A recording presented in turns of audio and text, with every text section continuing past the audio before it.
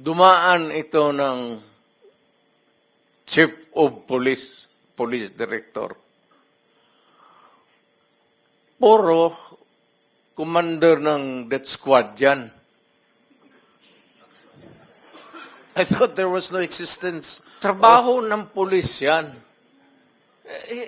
Literally, hindi mo sabihin ng death squad. Yung isang senador, yan ang nakaupo dyan, si Senator De La Rosa. Death squad rin yan.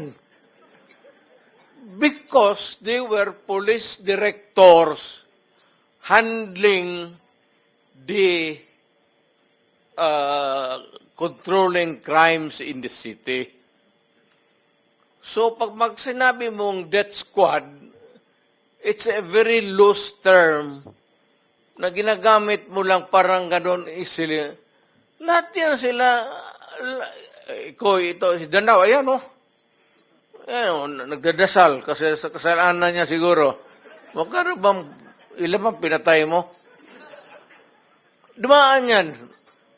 Ito, De La Rosa. Tanungin ko sila ngayon. Tanungin ninyo. Openly, lahat yan dumaan pagka-police chief. Pati yan si Gamboa. Tanungin ninyo. Danao, kung may utos ba ako na patayin ninyo yung tao na nakatali yung paa, pati kamay sa likod, or assassinate them. Ang sinabi ko, ganito, prangkahan tayo, encourage the criminals to fight. Encourage them to draw their guns. Yan, buhay yan. Ayan ang sila, yan ang instruction ko. Pati yan si Kuy. Encourage, pati yan si De La Rosa, encourage them lumaban.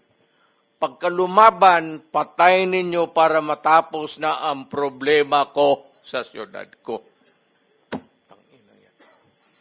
Noong na-presidente ako, ganon rin sa command conference. Diyan sa Malacanang. Yan ang utos ko. Bakit ko pagbigyan important? Mag-criminal, they go after the innocent people robbing. Mabutit na lang sana kung aakyat ng bahay. Mayor ako matagal. Aakyat ng bahay, magnakaw, re-rapin yung bata, re-rapin yung babae, tapos papatayin. Kung ikaw ang mayor, how do you deal with the problem? Ano kaya ang tingin ninyo sa... I'm sorry to tell you, I'm sorry to express to the nation.